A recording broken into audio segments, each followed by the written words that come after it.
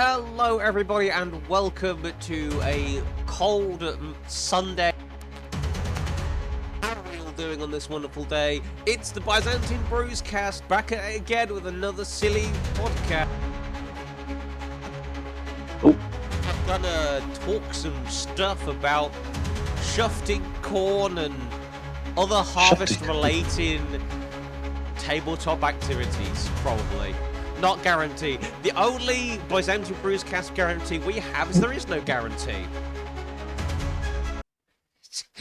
I've had better sales pitches, I'm going to be honest, but... the only guarantee is there is no guarantee. There is no bathroom. So it's like the train bathroom, at a certain hour it's shut. Yeah. And I just learned about that, then I didn't learn about that earlier. Nobody asked. I think I got caught out by that once. I think I was on my way back from Skegness like the first time, and it was like really late. Yeah. And I was like, "Oh man, I kind of need the toilet." And it's like, "There's the toilet shuts after like at 10 p.m. or something." Like, huh? Yeah. So you have to wait until the station. It was like, oh. Well, sometimes they just out of order anyway, too. You're doing those things. Yeah. Anyway, how have we been this week? What have we been up to? A lot. I'm Riveting.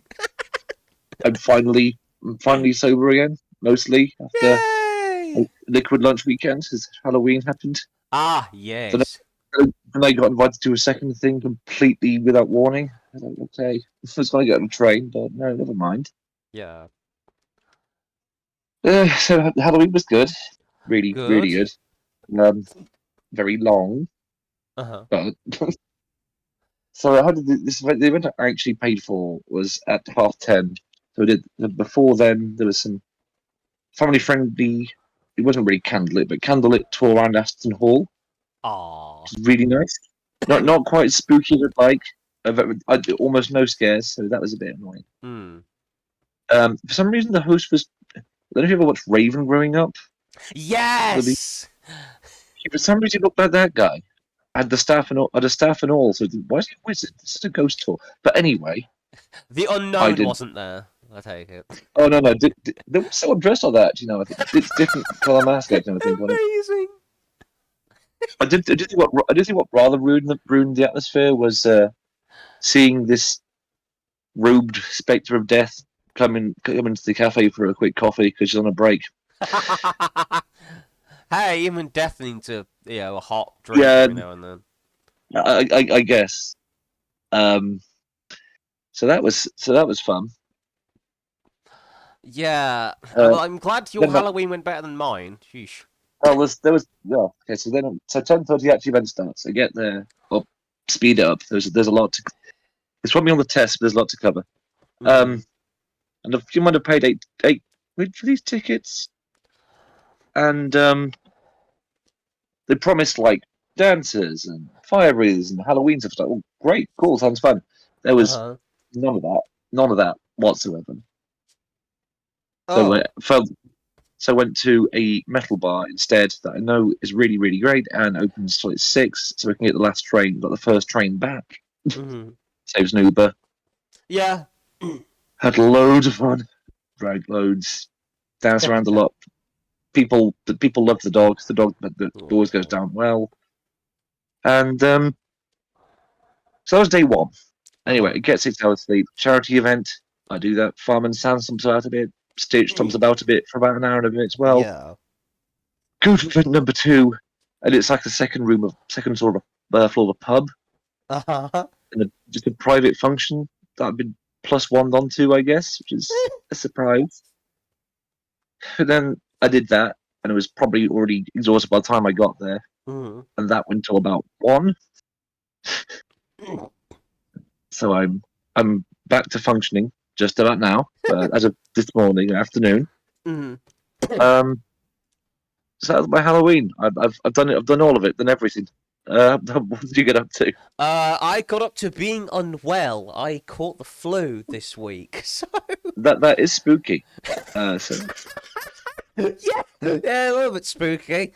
Yeah, so I haven't done a whole lot this week because I've been busy not being well. Unfortunately. But I did catch up on some YouTube stuff that I wanted to watch, so that's something at least. There's that. Oh, what was I watching? Let me just check. I can see it in my history actually. What weird stuff have I been watching? Lots of Uma Musume stuff, but also, do you remember the flipping I think it's like Paperbox House and Friends were playing Dragon Ball Z, the famous fucking Frieza versus Robotnik sketch. You Yes. can't kill me. It's like, you don't know how to use email. It's like, what do you mean? I made the iMac. I made the iPhone. You made the iPhone? I'm going to fucking kill you. So you're watching just random shit, to be honest. But, it's been interesting. I've been watching a lot of this one guy playing, but basically trying to beat racing games using the absolute worst carts in each game, which is quite funny. His F-Zero video was quite fun. F-Zero Okay. GX using only Black Bull, which turns out doable, but kind of scary.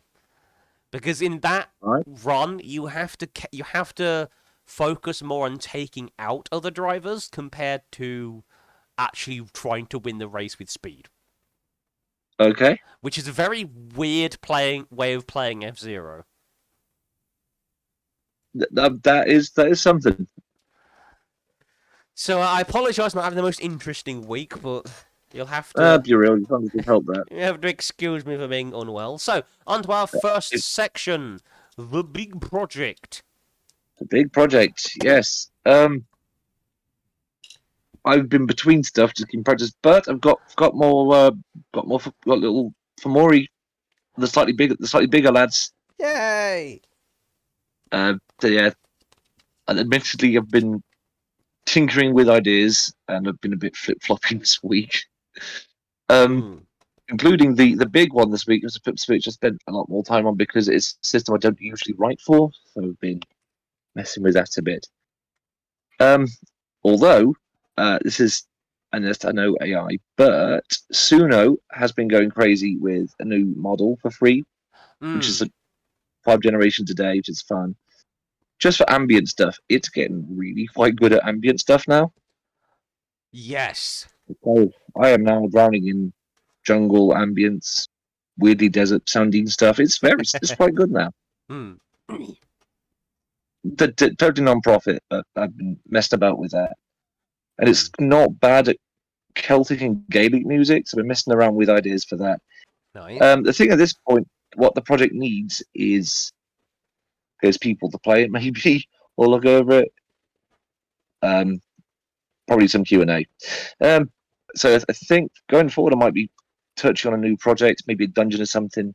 Nice. Oh, we'll get to that. What have you been touching up with this week? So I've been looking. I did a big old sort through my card stuff. So I haven't done any homebrew stuff on it yet because I've been ill. But at the very least, I found some of my other Vanguard stuff for doing homebrew stuff with. Very good. And I may have found a robot with childbearing hips. What? Okay. Yeah. I'll send you the picture. This is. What are the Doctoroids? Angel, I think it's Angel Feather, or is it Oracle Think Tank? Yeah, Angel Feather is weird. Angel Feather is like weird mechanical and angel stuff. It's it's basically like a big like hospital or something, and so there's like hospital robots, but then there's also just one of them that's just like hello nurse.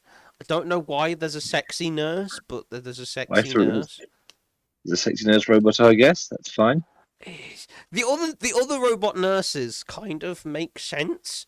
Like they kind of look like robots, like just normal robots with like slightly doctor chic. It's just this specific one that's just like, yeah, give them the panty looking hips for whatever reason. Okay then, that is a choice. And then you've got like the big mobile. There's a mech which is literally a mobile ward. Wait, the whole, just the building. Yeah. Okay. Sure. Let me see if I can find it. Here we go. Is this a good? Is this gonna be a good image? I don't know. There you go. It's a giant robot We'll ward. find It's out. fine.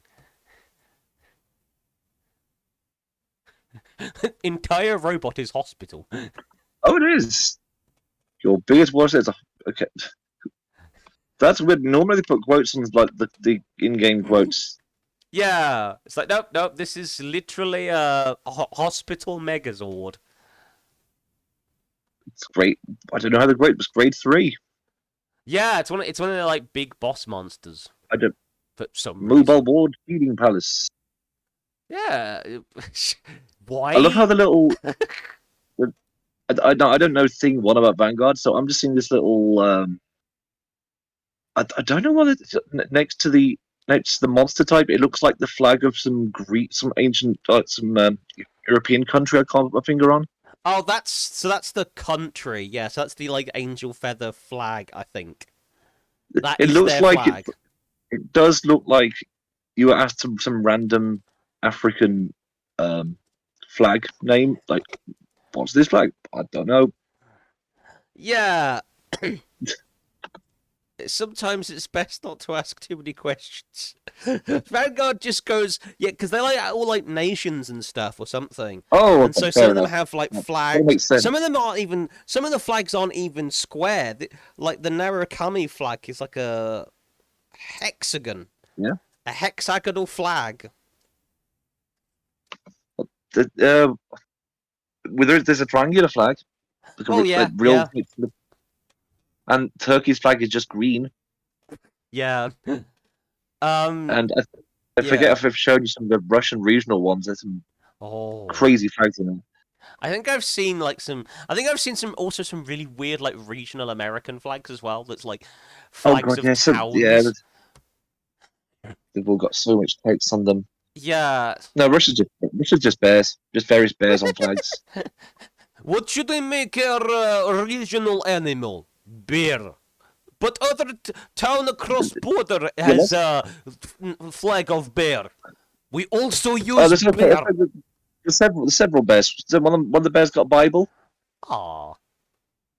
I'll flash it. It's a great little flag. But anyways, but how have you interpreted this giant hospital thing?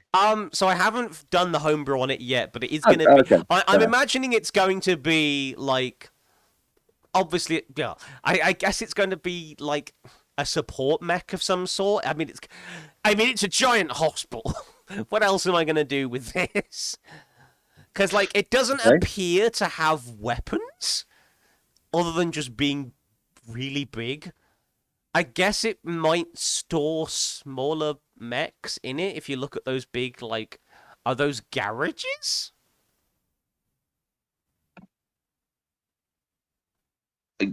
I guess. But what system is this going to be going This into oh, anyway? so That's probably the this is big for question. Lancer. Yeah, this is for Lancer. You could look at the Lancaster for a bit of advice. Yeah. That's literally just the most support mech ever. Ah. When I've homebrewed Dancer stuff, I just base it off a pre-existing one and Yeah, tweak yeah. it here and there. But yeah, that's what I've been working on so far, just compiling ideas for later when I'm well enough to actually do them.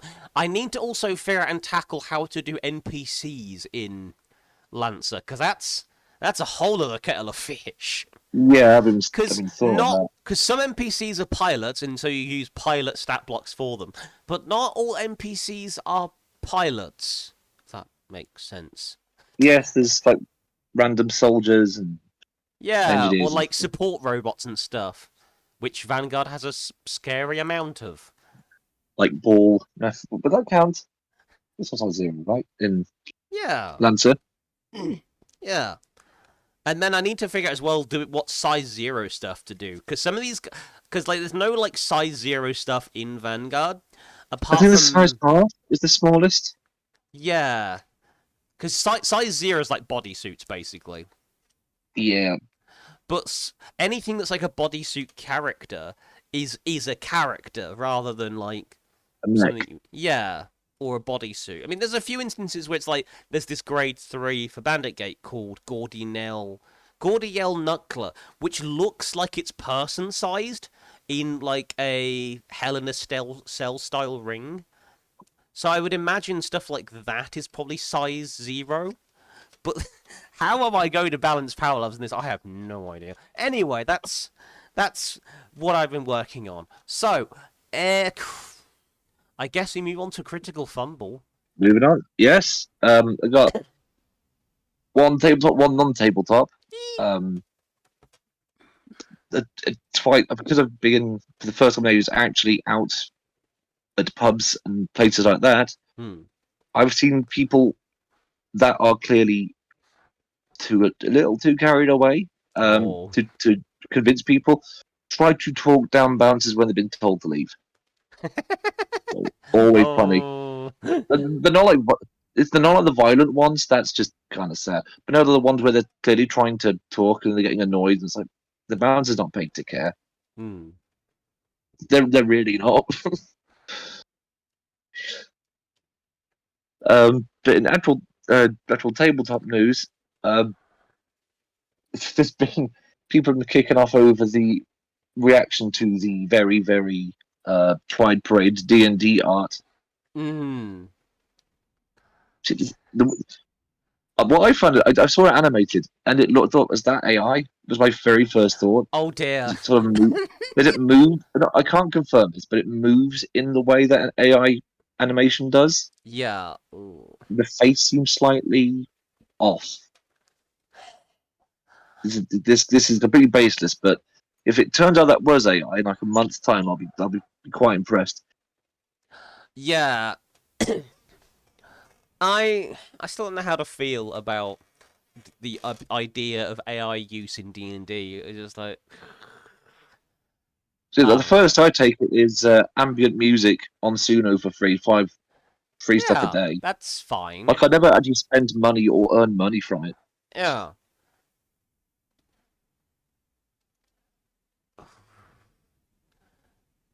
Yeah. I don't know. Yeah. Yes. So that's going down well. The other one is what I said actually. You know the Outer Realms 2's out, isn't it? Yes, the Outer Worlds and 2. It's not doing well. I mean, the first one wasn't that fantastic yeah, either. it was okay.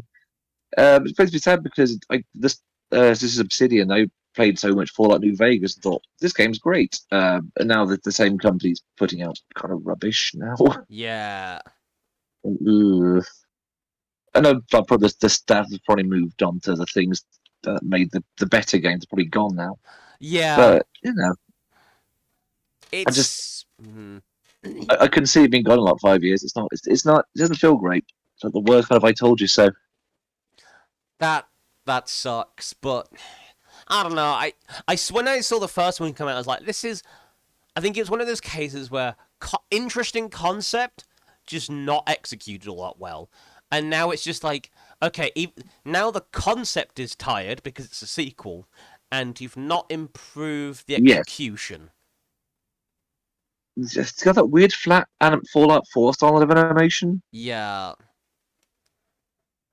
Yeah, it's sort of okay. For example, for some reason, there's been a lot of like really old movies on lately on terrestrial TV. So I'll see my parents watch it from time to time. And you know, you're watching like an old movie which has been digitally retouched, but you can see every single film grain. Yes. That's how I feel about Fallout 4 art style. Like back in Fallout 3, Fallout New Vegas, that sort of weird way people would stand deadpan at you was like, oh, that's a limitation of the mechanics. It was acceptable at the time. But now we can do honestly so much better animation wise. It just looks unfinished. It just doesn't work. It doesn't even work as like a stylistic choice. It's just it's a bit uninspired, really. Yeah. What have you seen? What's going on there? So talking of Fallout. Oh, okay. They've made another expansion to Fallout 76. Yay. Well, I'm surprised I didn't hear about that one, but okay. Yeah, they've added parts of Ohio. And again, I'm Okay. not underwhelmed, I'm not overwhelmed, I'm just whelmed. Because I've been done with Fallout 76 for so long, I just don't even care. It's not even enough to drag me back. It's like, I don't care anymore.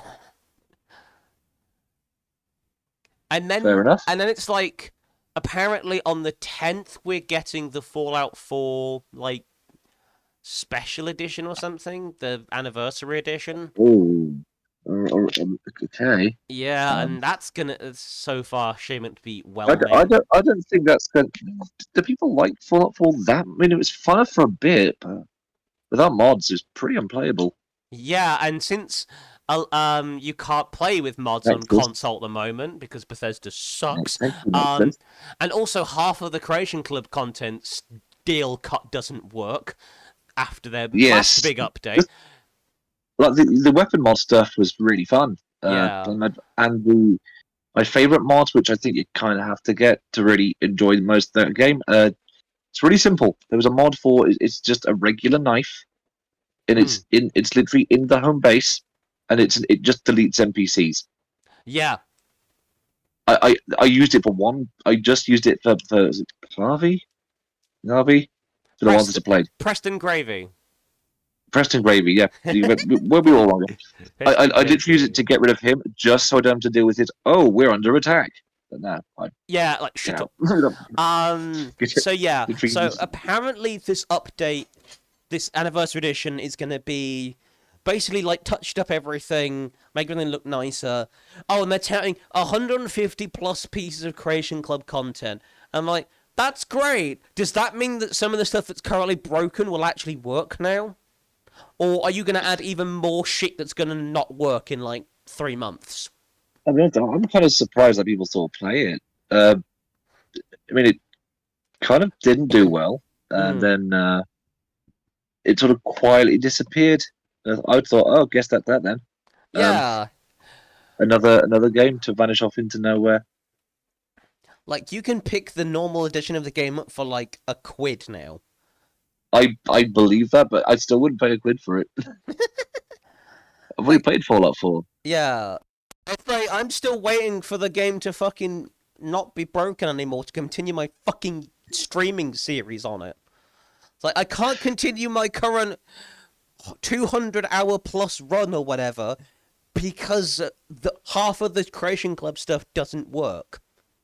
And so if I load that save, shitloads of stuff will corrupt.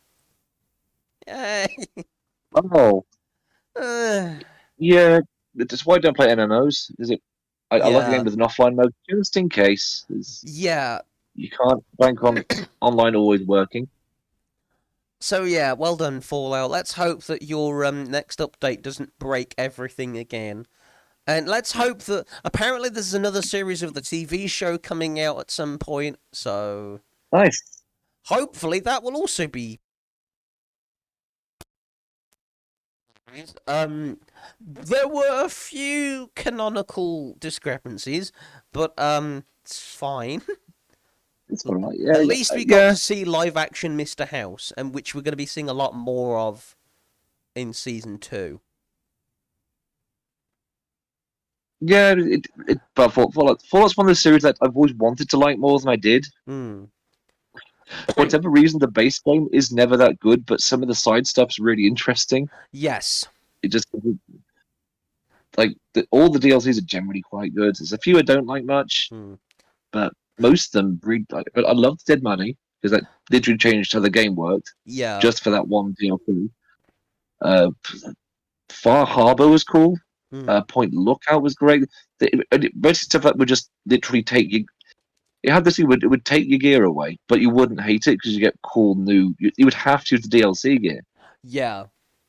So I actually kind of like that. It takes your guns away. I say, right, you have to use the deal. Otherwise, it's like they knew that you've probably got maxed out gear already, so you're not going to use the new stuff. If so, to find an excuse to knock you out and have your gear taken away. Yeah. But it's less annoying when the new stuff's that cool. Yeah, you don't mind it too much. Unless it's like in Far Harbor, where your gear is taken away because now it's time to do some VR mini games. I did like the RTS strategy of it, though. Oh, That was it kind was of fun. fun, but it was also bloody annoying at times. Yeah, it was a bit. Like, And the yeah. parkour was like, why? Why are we doing this? To this day, I don't think there's any first-person game that's managed to really get parkour right. Go on. I think you dipped. Oh, So, fair enough. Where's the cutoff? you said that the only person you've ever seen do parkour right. No, it's still it's funny that we haven't figured out how to do that Yeah. exactly. Just with that, some could have a big obvious shadow, but otherwise there's no clear way of knowing. Yeah. And Fallout, I mean, the jump, it's not a good jump. It's really not a good jump. Mm. I think the only company I that think the ever work, managed to actually do first-person parkour in any capacity somehow was fucking Overwatch, the first one. Because the movement options in that are, in fact, actually quite good. And I it's think, just no, you're right there. shame that everything else started to go very fucking downhill afterwards. Yeah, maybe Daikatana, Hmm. but that game it's a really terrible game with a really good movement system. Yeah. Yeah, Anyway, so on to yeah, our next section, our homebrew of the week. number of the week. Yes, I've been experimenting with a different system to keep it a little fresh this week, and the theme was Africa. I kind of want to think of something because that's a whole continent. Mm-hmm. Um, I didn't want to write a whole continent. Oh, I'm going to be brutally honest with you. Yeah. It's a bit of an ask, but so I did go to one of my other games and I looked at the Doomed and I made a whole scenario, a whole horror scenario for the Doomed. So quick one on how the Doomed actually runs. The actual basically every save scenario. Scenario what? Sorry, you went again. Cool. Where's the cut off this time? The whole scenario blank. Okay, so every game has a mission and a horror Mm-hmm. in the Doomed. So there can be an ulterior motive, but usually there's a horror. That's like the big monster you got to stop, which is almost always stronger than anything you can individually put down. Mm-hmm. Not even close. It can probably. And I looked at mythology because I like mythology. It's technically the spooky month until like yesterday. Mm-hmm. And I found a thing called the Asambasam, Whether but I your found dog like is several 2 different or 10. spellings of this thing. So I went Yeah. with the one that looks the most pleasing. And basically, it's a weird vampiric ogre / bat monster, depending on the depiction. There were so many pictures of this thing. I couldn't get a single idea. Mm-hmm. But it can. But all the versions seem to agree that this thing can like it can like turn. It can turn to face you. Like it's got a really flexible spine. To do that really gross contortionist thing, and I think that kind of works. For the Doomed, where it's full of gross monsters and weird mutant concepts and stuff. And there's some really odd. Some of them are just like one of them is just like there's a wyvern. That's just a thing now. Okay. Or this thing, the embodiment of winter is here. It's a real madcap game depending on what you've got on your collection. I quite like that. Mm. To get this across, I made it a big vampiric monster. As the way movement works is really quite loose. So you decide if you how strict you are with bad distance. I would probably put in Warhammer style distance, to be honest. Mm. But shooting is really simple. It's just like, oh, do you have line of sight? You can do it. And there's nothing that obviously in the way, like cover. It's a very loose system of rules, but that's kind of why it's a fun read. Mm. So for this scenario, what this would do is it's basically monster's basically another player with set behaviors. And like all horror, it can only be destroyed when its nexuses are destroyed. Now, a nexus is basically a broad term for anything that would keep the monster here. Ah, yeah, like a tether. Yeah, but some type. If it's like a machine, it might be some generators. If it's some sort of monster, if it's some sort of some big animal that's during mating season, they might nest of eggs. For this one, it's three. There's always three living victims that basically they're just poor sods that have been left there to be drunk by the vampire when he gets thirsty, I guess. It felt thematic. Usually nexuses don't do anything, but it'll be funny to give them a weird effect. So like a usual one, it's a roll of a 4+, usually destroys one. Right. But so if any other unit that's not the monster or its little minions is within 8 inches of one, it's got to pass so they call it quality, but it's basically a DC of 4 or more. They have to move at least 3 inches towards the nearest victim. Oh. So it's basically luring you. And of course, the monster is actually banking on this. So it changes how you move. Basically makes it a little slightly more difficult because part of the mission will be having to destroy them so you can actually kill or drive away the actual monster. Yeah. As for the actual effects of this thing, there's a different thing that happens to the monster behavior for every nexus you destroy. So the pacing really gets fast and really dangerous. Like the better you do. So I quite like that. So I like its really dynamic way of doing it. So the monster might not be that dangerous at the start, but by like the last nexus going, it's really aggressive. Yeah. A lot of them can be like when it's down to 2 nexuses. There's a machine that used to be able to have to roll to move. Suddenly, just it can move whenever it likes. It's more dangerous, stuff like that. So the first one, if the first nexus is destroyed, if the Asamba has been wounded and it's knocked prone, it can't be killed yet, but it's knocked prone. It immediately gets up and then appears in 2 inches of any remaining nexus. They can pretty much teleport across the thing. So again, really good and fast pacing. The second one, all of its spawn can immediately activate. So it's sort of like the system where you activate models individually. So basically, they all get to move and make attacks or whatever. Also, they have claw attacks. They deal more damage because they're slightly enraged. The last one, if it's wounded, the monster recovers, teleports to the 3 inches of a hostile target, and can make an attack. Its behavior is random every turn, so it's something as simple as sort of like the end of every turn you roll to see what happens. So one is you just deploy 1 spawn on 2 random table edges. There's a few like that. If you roll a 3, all wounded spawn immediately get back and recover. So basically, damage roll from the shock table. So you roll 2d6. If it's like I think 12 is death. 1 is nothing. Oh. There's some in the middle, like they panic and must move towards cover. It's quite a good narrative system with really easy mechanics. Or the monster can make a free fight action.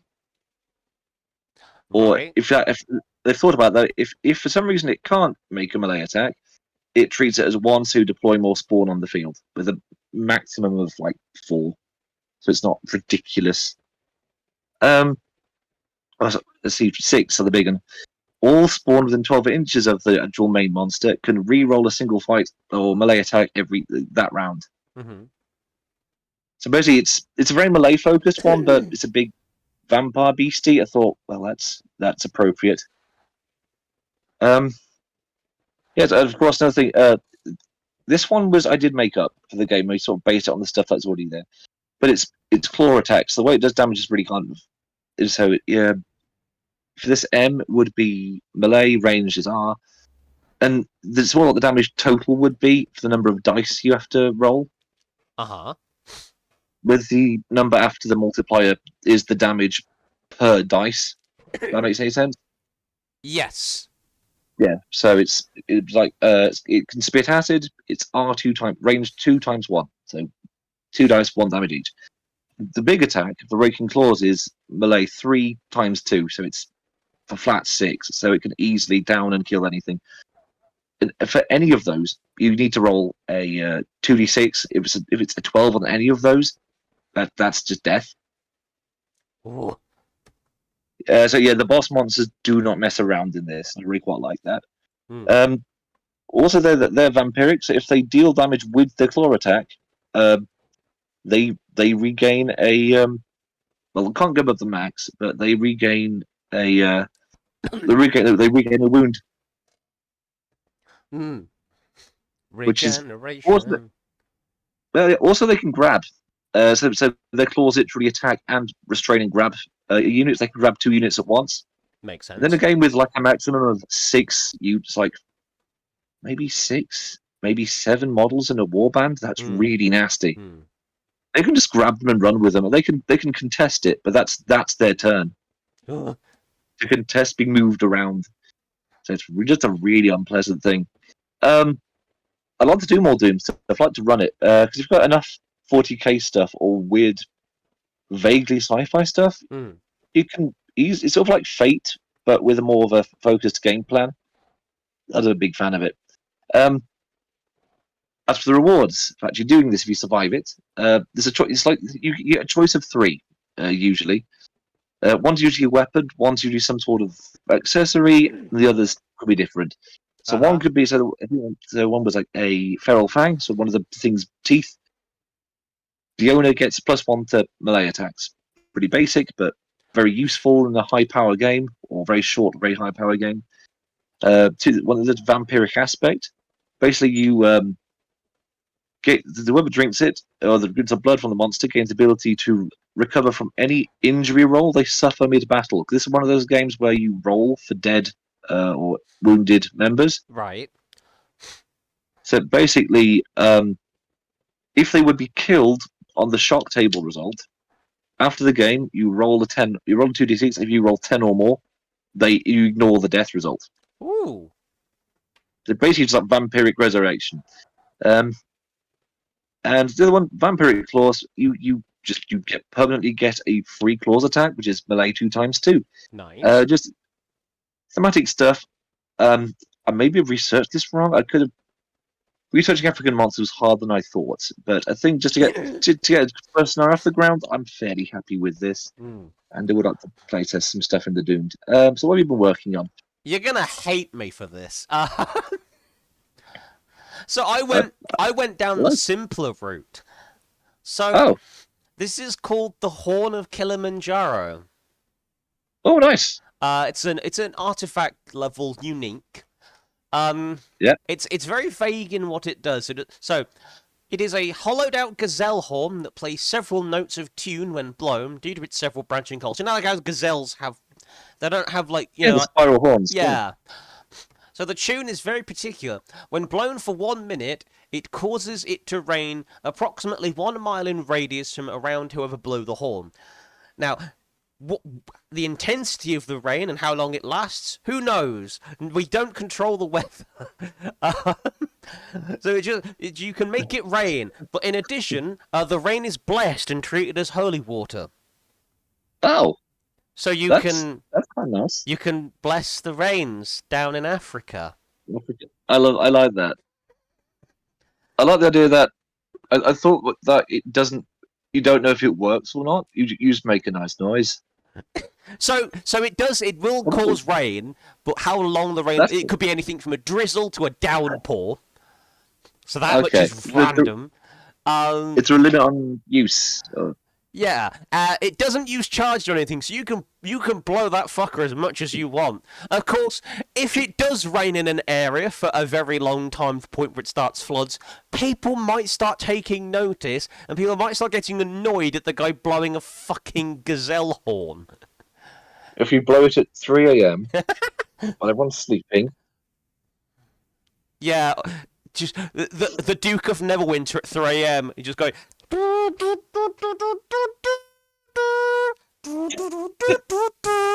It's like, I know you're a vampire, come out and fight, bastard! And he just like snipes you or something. Like, prick. Do you have to blow it constantly? Because that might be a pain in the bum. You have to You get only people have to on a horn, do you only you? have to blow it for the first minute. All right. Because I say, imagine you have to like constantly get swapping people out to keep blowing it. I almost said you have to blow for the duration of the song Africa. You can't stop. It stops working. So yeah, it's a While tiny you're, little thing. It's a bit of a silly one, but it's one I of those like it. things that probably I has a like it. very. It's probably not very useful apart from in some very edge cases. So when you use it, you would presumably be under the cloud as well. So you're just Yes, there, yes. sopping Also, wet, blowing a because horn. it causes rain, it does not work indoors. As in you can make it rain, but it's not going to rain indoors. It's not going to do anything magical like that. It's very Okay. normal. Apart from it being holy water rain, it's otherwise completely normal, non-magical rain. You know what? In certain settings, that the ability to summon rain is really useful. I mean, yeah, if you're in a desert, yeah. It's Yeah. like, wait a minute, rain?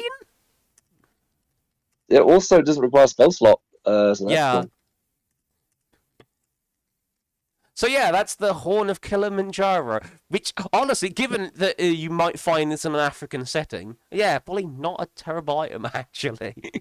just don't, People probably died for that. yeah, just don't overuse it. Otherwise, you might either irreparably fuck up the ecosystem or irreparably make a village angry at you. Okay, fair enough. That's I quite like that one. That's fun. Silly, but actually weirdly funny. So, we've actually been going on for 42 minutes. Have you bought a bunch of miniatures lately, didn't you? For your What's birthday? Morgs? Yes. It's Yes, yes. miniature of the I month bought time. Miniature of the Month. I did pick up something else actually for. I No. got to pick up Oh. just some Aztecs.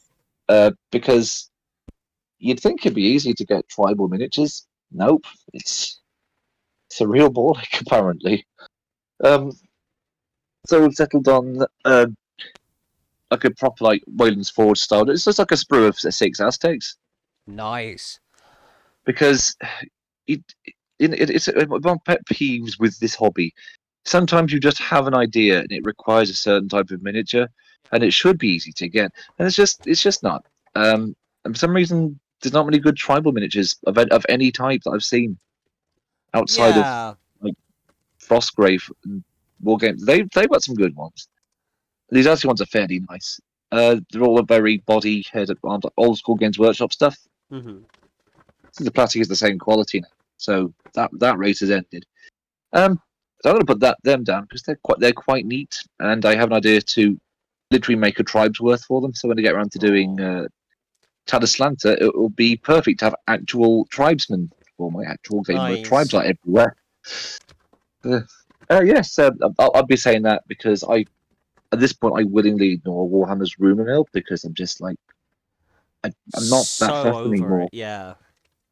But it's only be a space. It's going to be a space marine anyway. Well, I know it's yeah, going to be yeah. another space marine.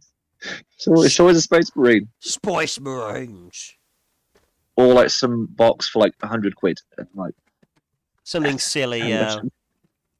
It might be cool, but would I drop £100 on that? Probably not. Yeah, no one wants to spend a shitload of money on something that's gonna maybe get fielded once. Yeah, it's not that. It's just that they're sort of like the Magic the Gathering of miniatures to me nowadays. They're Yeah. constantly announcing stuff, so I don't get excited for the current thing until there's actual confirmation that it's going to last a while. If I don't think it's going to last a while, it's like, I'm just not going to bother. Yeah. It's like 6 months later, you'll be like, we've replaced all the rules again, and just ignore the last ones. Yeah. So I've got. Hang on a minute. Oop. So I've got This is a whatchamacallit. I don't know what range this was from, but Right. it's a Theatrhythm style tiny cloud miniature.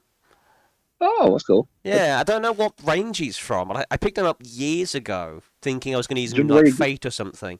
But his head can move a bit, but other than that, He doesn't move much, but he's actually the perfect scale for D&D miniatures, and Well, and that's he's fun. cute. So if ever I need like anime sword person for some like Fate game or something, I've got a Well, little guy. you got him now.